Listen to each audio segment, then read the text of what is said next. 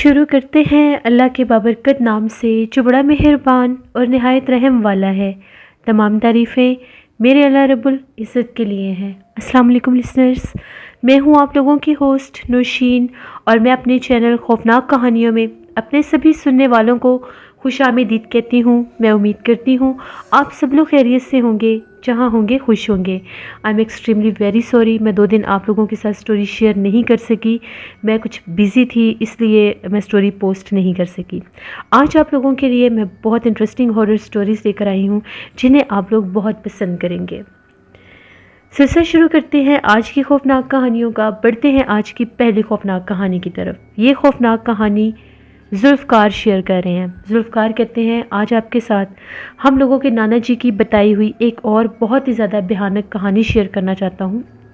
نانا جی کہتے ہیں ایک دفعہ ایسا ہوا کہ شاہ صاحب اور میں ہم لوگ ظہر کی نماز ادا کر کے ہم لوگ شاہ صاحب کے حجرے پر ہی بیٹھے ہوئے تھے، تو وہاں پر کچھ لوگ آ کر وہ اپنا مسئلہ بیان کرنا چاہتے تھے۔ ان لوگوں نے آ کر شاہ صاحب سے مدد طلب کی۔ ان کا یہ کہنا تھا کہ ہم لوگ جس گاؤں میں رہتے ہیں، ہم لوگوں کے گاؤں کے بالکل ساتھ ایک اور بھی گاؤں ہے، وہ کرسچن کمیونٹی کا ہے، ہم لوگ مسلم کمیونٹی سے ہیں۔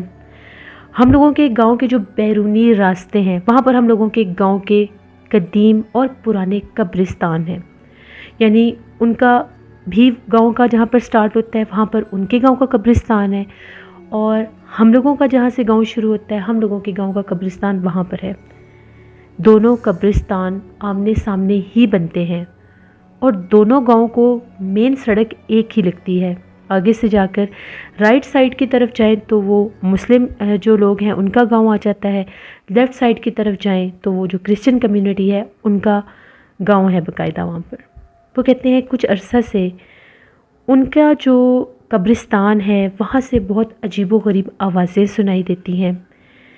اگر شام کے وقت ہم لوگوں کے گاؤں میں اگر کوئی فوتگی ہو جائے اور اس کی جو تدفین ہے اس کے لیے اگر شام کے وقت یا شام کے بعد قبرستان میں تدفین کے لیے جایا جائے تو وہاں پر بہت زیادہ مشکل درپیش آتی ہے، کیونکہ جو کرسچن کمیونٹی کا قبرستان ہے وہاں سے بہت بھیانک آوازیں آتی ہیں، بہت عجیب و غریب چہرے والے جانور نظر آتے ہیں، اور بہت عجیب و غریب بھیانک چہرے والی عورتیں نظر آتی ہیں جو اس قبرستان کی باؤنڈری تک آتی ہیں۔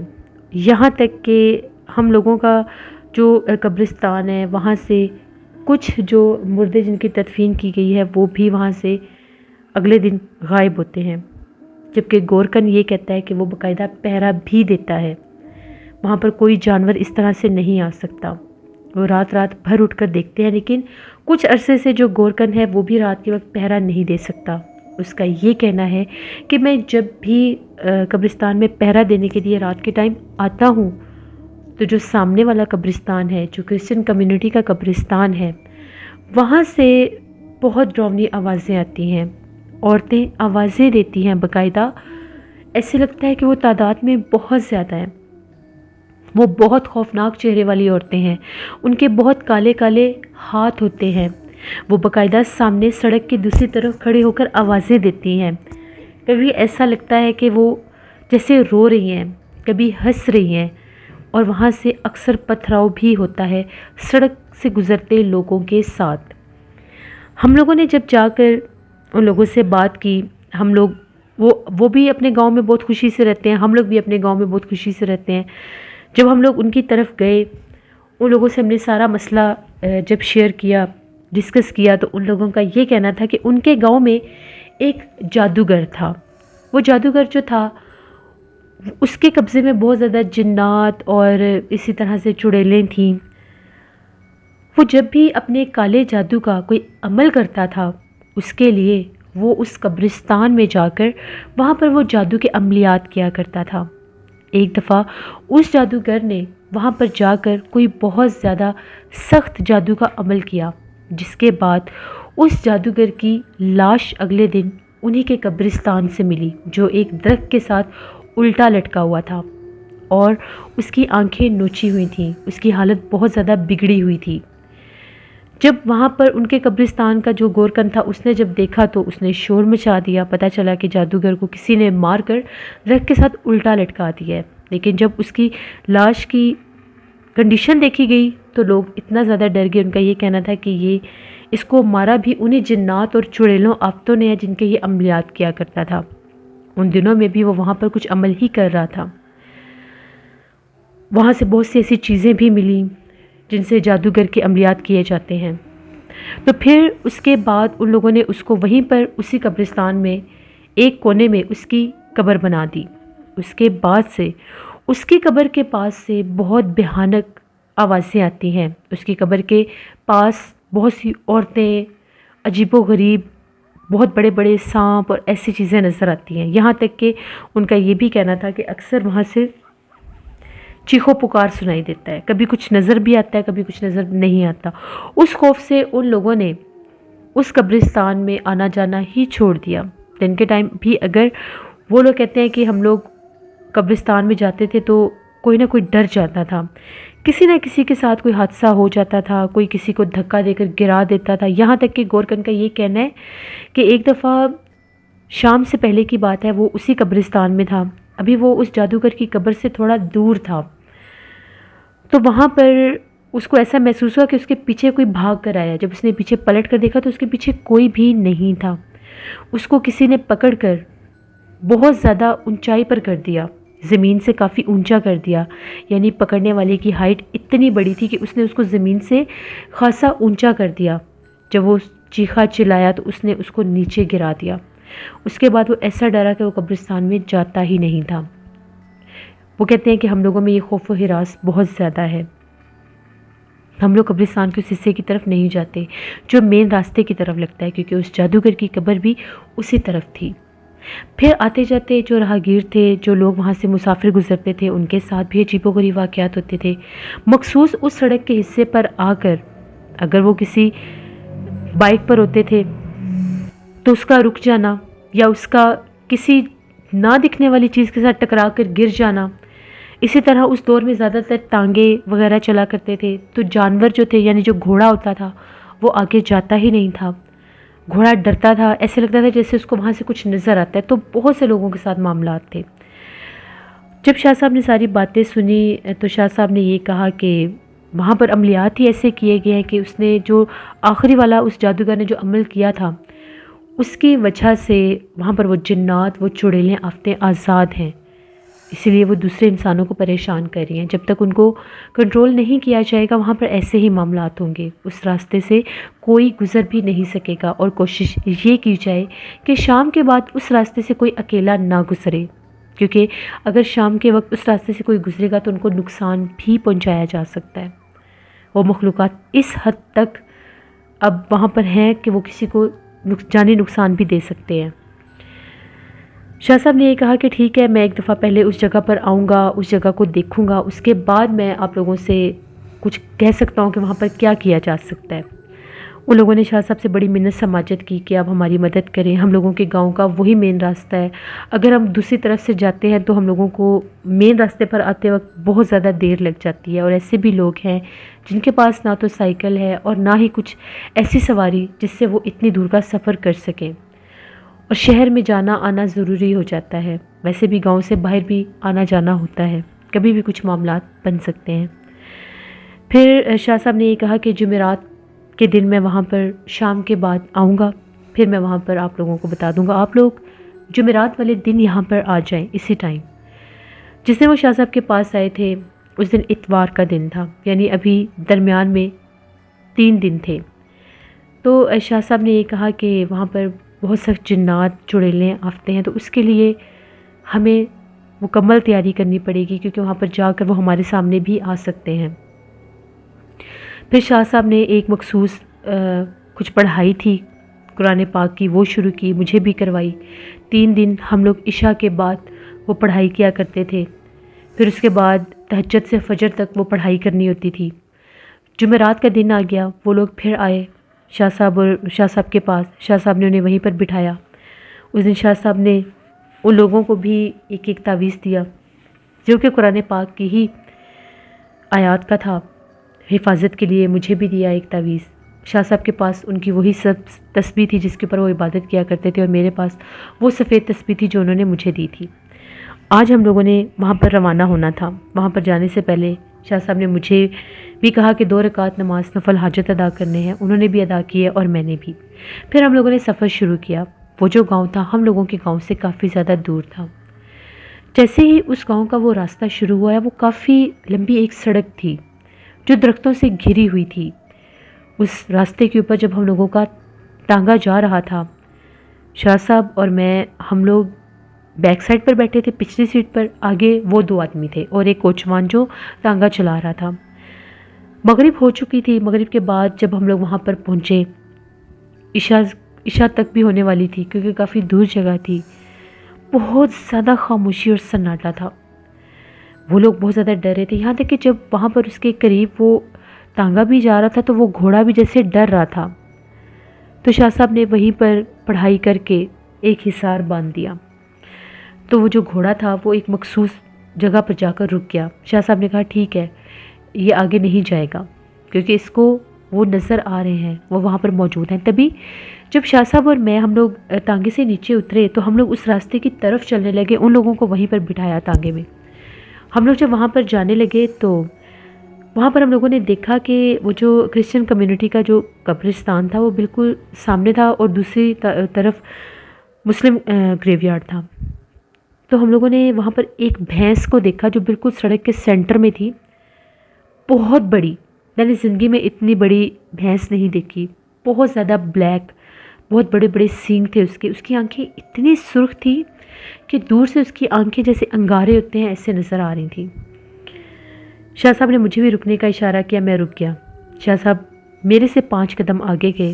آگے جا کر انہوں نے تسبیح پڑھی۔ تسبیح پڑھ کر انہوں نے جیسے ہی ہوا میں تسبیح اونچی کر کے، تو وہ شہادت کی انگلی کے اوپر پڑھ کر انہوں نے پھونک کر جیسے حصار باندھتے ہیں فضا میں حصار باندھا، تو وہ جو بھینس تھی ایک دم سے جیسے وہ بالکل ٹرن ہوئی، جس طرح وہ گریو یارڈ تھا، کرسچن گریو یارڈ، تو وہ غائب ہو گئی۔ میں نے اپنی آنکھوں سے یہ منظر دیکھا۔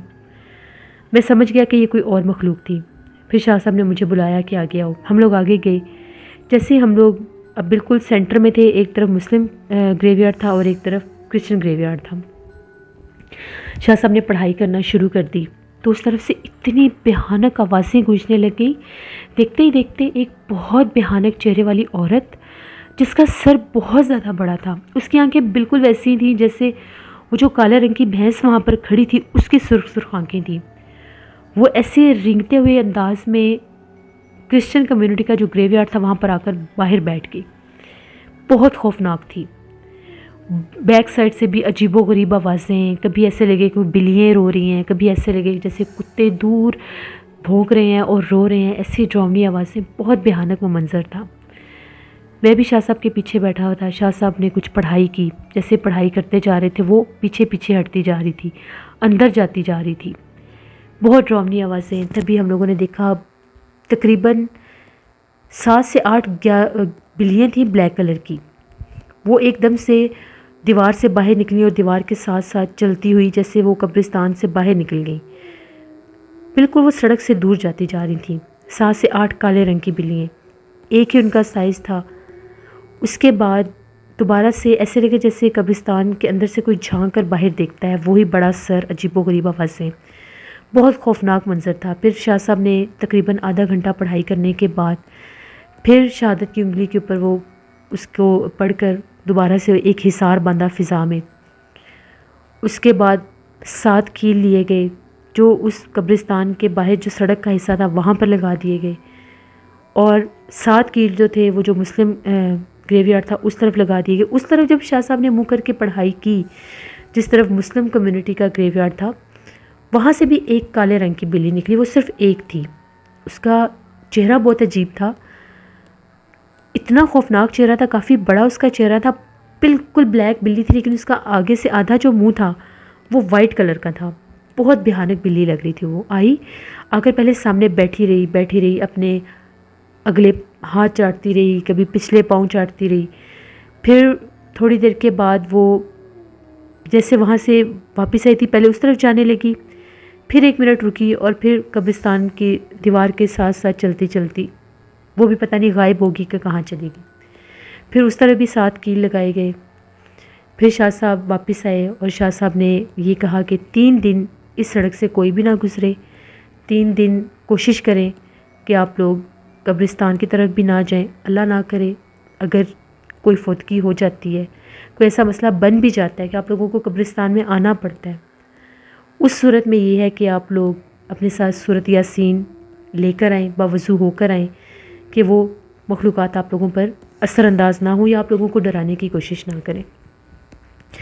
پھر ان لوگوں نے شاہ صاحب کا بڑا شکریہ ادا کیا۔ تقریباً 1 ہفتے کے بعد وہ لوگ واپس آئے تو ان لوگوں کا یہ کہنا تھا کہ ہم لوگوں کو اب وہاں سے کوئی آوازیں نہیں آتی، نہ ہی ہم لوگوں کو کوئی ڈراتا ہے۔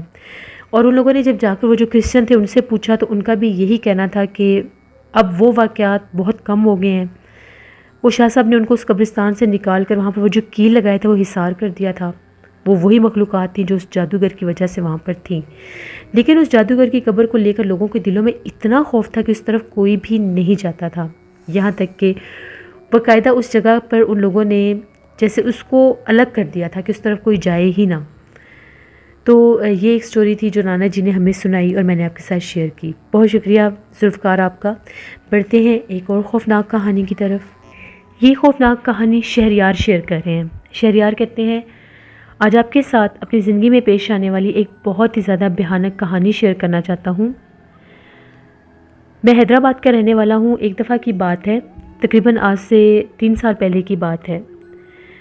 میں اپنے جاب کے سلسلے میں ایک جگہ پر انٹرویو دے کر آیا تو راستے میں میرے دوست کی مجھے کال آ گئی، مجھے اس کی طرف جانا تھا۔ اس کی طرف جب میں چلا گیا تو وہاں پر مجھے کافی زیادہ ٹائم لگ گیا، اس کے ساتھ باتیں کرتے کرتے مجھے ٹائم کا آئیڈیا ہی نہیں ہوا۔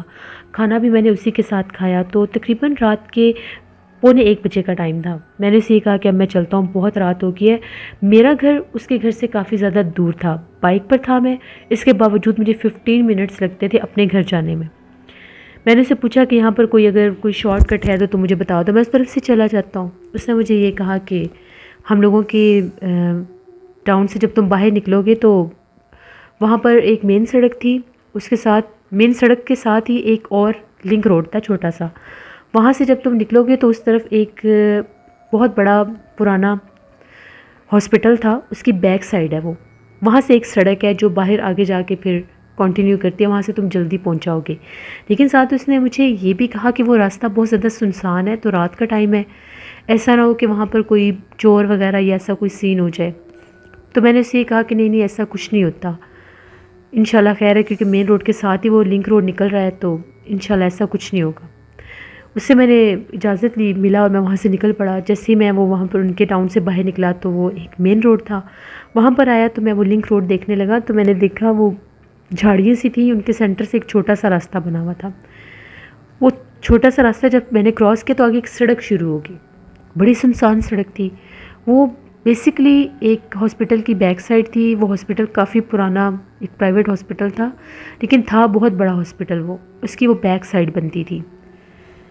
میں اس راستے پر جانے لگ گیا، ابھی میں اس سڑک کے درمیان میں ہی تھا، تھوڑی ہی دیر ہوئی تھی، تقریباً 5 سے 6 منٹ ہوئے ہوں گے مجھے، میرا بائک بند ہو گیا۔ کچھ بھی نہیں تھا میرے بائک میں، کوئی ایشو نہیں تھا، فیول بھی تھا، ایسا کوئی پرابلم بھی نہیں تھا، کوئی ٹائر بھی پنکچر نہیں ہوا تھا کہ یہ پرابلم ہوتی۔ میں نے موبائل کی ٹارچ آن کی، دیکھا تو کچھ بھی وہ چل ہی نہیں رہا تھا، سٹارٹ ہی نہیں ہو رہا تھا، کوئی اس میں پرابلم مجھے نظر نہیں آ رہی تھی۔ میں نے ادھر ادھر دیکھا کہ اب میں کیا کروں، میں بالکل سینٹر میں تھا، میں پیدل واپس بھی نہیں جا سکتا تھا، میرے دوست کا گھر ٹاؤن میں کافی آگے تھا۔ موبائل پر جب میں نے دیکھا تو وہاں پر سگنلز بھی نہیں آ رہے تھے، نو سروس۔ میں ادھر ادھر ٹہلنے لگ گیا کہ اب میں کروں کیا۔ بالآخر میں نے یہ سوچا کہ یہاں پر کھڑے رہنے سے بہتر ہے کہ بائک کو ساتھ ساتھ لے کر چلتا ہوں، ہو سکتا ہے تھوڑی دیر کے بعد پھر چیک کر لوں گا۔ بائک جب میں نے ساتھ لے کر بائک کو چل رہا تھا تو میرا جو بائک تھا وہ بہت وزنی تھا، باقاعدہ مجھے محسوس ہو رہا تھا کہ بائک کے اوپر جیسے آپ کسی کو بٹھا کر اگر یوں بائک لے کر چل رہے ہوں تو وہ ویٹ فیل ہوتا ہے۔ ہاتھ میں نے سیٹ پر مارا، اب سیٹ پر کچھ ہوتا تو مجھے نظر آتا، سمجھ نہیں آتی کہ بائک اتنا وزنی کیوں ہو گیا۔ ایک دم سے مجھے ایک آواز آئی، آواز ایسی تھی جیسے کسی آدمی کی آواز ہوتی ہے، جیسے کوئی بڑے غصے سے آپ کو آواز دیتا ہے، بڑے غصے سے کوئی آپ کو بلاتا ہے، ایسے مجھے آواز آئی۔ تو میں 1 منٹ کے لیے کھڑا ہو گیا. میں نے پھر وہ بائک کی جو لائٹ تھی آن کی ہوئی تھی اس کی روشنی میں دیکھا تو مجھے کوئی نظر نہیں آیا. میں نے پھر چلنا شروع کر دیا. بائک سٹل ویسے ہی تھا. ایک دم سے مجھے ایسا لگا کہ جیسے سامنے سڑک سے کوئی چلتا ہوا میری طرف آ رہا ہے. دیکھنے میں تو وہ ایک آدمی ہی لگ رہا تھا. جیسے وہ چلتا ہوا میری طرف آ رہا تھا میں نے کہا کہ شکر ہے کوئی تو مجھے اس راستے پر نظر آیا، ورنہ بالکل ہی یہ تو ویران اور سنسان سا راستہ تھا. وہ آدمی بالکل چلتا چلتا میرے قریب آنے لگ گیا. اس آدمی نے ڈارک سے کلر کا کوئی ڈریس پہنا ہوا تھا اور چادر سے اپنا چہرہ بھی ڈھانپا ہوا تھا. اچھا خاصا ہائٹڈ تھا. جیسے وہ میرے قریب آیا تو میں نے اس سے روکا. میں نے کہا بھائی یہ میرا بائک نہیں چل رہا تو آپ مجھے بتا دیں کہ آگے وہ کتنا راستہ اور ہے. اس نے میری کسی بات کا کوئی جواب نہیں دیا. میں نے پھر پوچھا اس سے. 1 منٹ وہ میرے پاس رکا بھی. پھر وہ ایک دم سے چلنے لگ گیا مجھے کراس کر کے. جیسے 2-3 قدم میرے سے وہ پیچھے ہٹا تو میں نے پھر پوچھا کہ سر مجھے یہ بتا دیں کہ یہ راستہ آگے کتنا ہے اور میرا بائک سٹارٹ نہیں ہو رہا، اس لیے میں آپ سے نا مدد مانگ رہا ہوں. پھر وہ کھڑا ہو گیا. مجھے بڑا عجیب لگا، کتنا مسٹیریس سا آدمی ہے، پتہ نہیں کوئی اور زبان بولتا ہے جس سے میری زبان کی سمجھ نہیں آ رہی. میں تو سمپل اردو میں بات کر رہا ہوں. ایک دم وہ میری طرف پلٹا. اس وقت اس نے اپنے چہرے سے چادر ہٹائی. اس کا چہرہ اتنا خوفناک تھا، اتنا بھیانک تھا، اتنی عجیب و غریب اس کی آنکھیں تھیں اور وہ ایسے تھی جیسے اس کی آنکھوں میں سے آگ نکل رہی ہے. بہت خوفناک اس کا چہرہ تھا. زبان باہر نکلی ہوئی تھی، کافی لمبی زبان تھی. بس اس کو میں نے دیکھا اور میں نے ایک دم سے اللہ اکبر کہا اور وہ بائک میرے ہاتھ سے گر گیا. تو میں اس طرف بھاگا جس طرف سے وہ آیا تھا.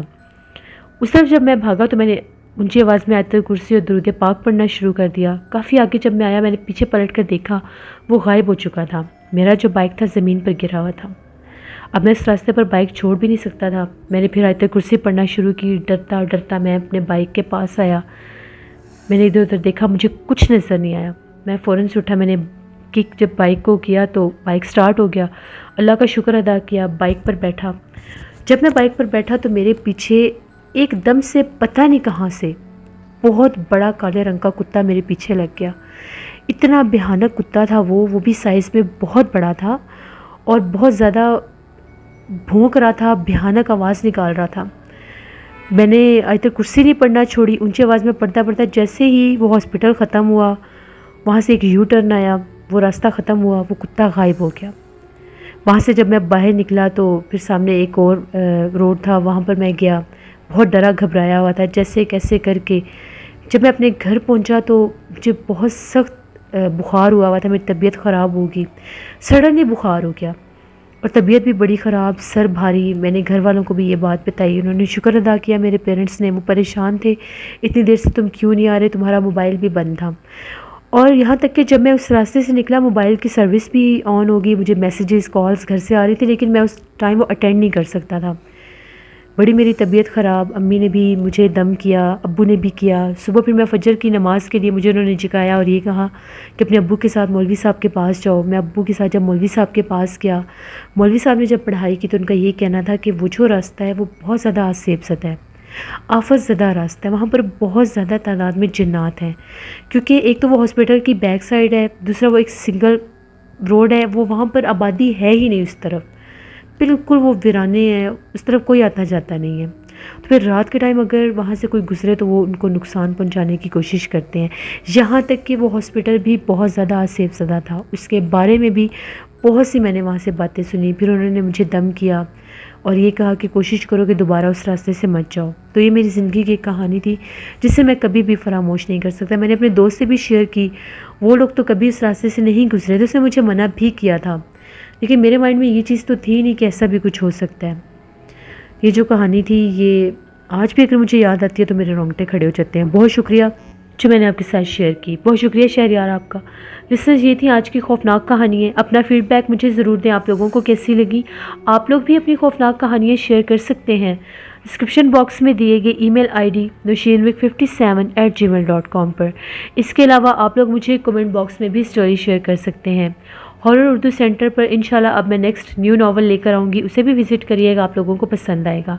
انشاءاللہ کل آپ لوگوں کے ساتھ پھر ملاقات ہوگی کسی نئی خوفناک کہانی میں. اپنا بہت سا خیال رکھیے گا. اپنی ڈھیروں دعاؤں میں مجھے میری فیملی کو ضرور یاد رکھیے گا. Thank you for watching. Stay blessed. Allah نگہبان.